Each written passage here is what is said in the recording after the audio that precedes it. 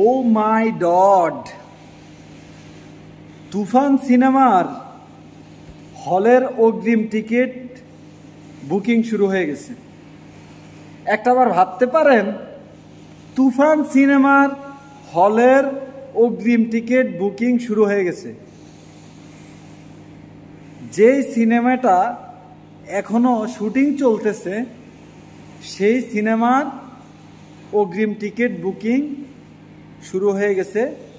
আমি যতদূর জানতে পেরেছি সেটা সিরাজগঞ্জের একটি সিনেমা হলে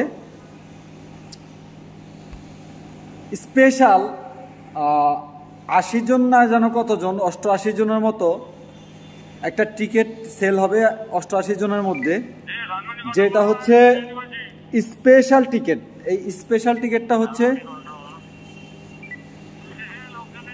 যারা এখন এই টিকিটটা 500 টাকা অ্যাডভান্স দিয়ে ক্রয় করবে একটা ফর্ম ফিল আপ করে, তাদের সাথে পরিচালক রায়হান রাফির অটোগ্রাফ সম্বলিত একটা ছবি দিবে, বিভিন্ন ছবি দিবে, তাদের সাথে আড্ডা দিবে এবং স্পেশাল কিছু ছবি বানিয়ে যে পোস্টারটা হবে তুফানের বিগ পোস্টার, ওই পোস্টারে তাদের ছবি ছাপানো হবে।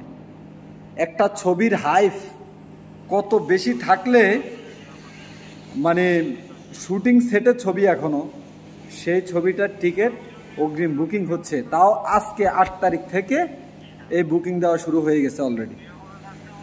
তো আপনারা যারা পরিচালকের সাথে দেখা করতে চান, তার অটোগ্রাফ সম্বলিত জার্সি পেতে চান বা গেঞ্জি পেতে চান, পাশাপাশি আপনাদের ছবি সাকিব খানের সাথে বিশাল ব্যানারে হলের সামনে দেখতে চান, তাদের জন্য এটা একটা বিরাট সুযোগ।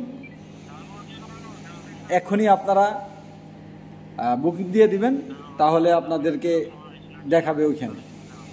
আর তুফান সিনেমা নিয়ে মানুষের হাইপ অনেক ঊর্ধ্বে চলে গেছে, এটা আর বলার অপেক্ষা রাখে না।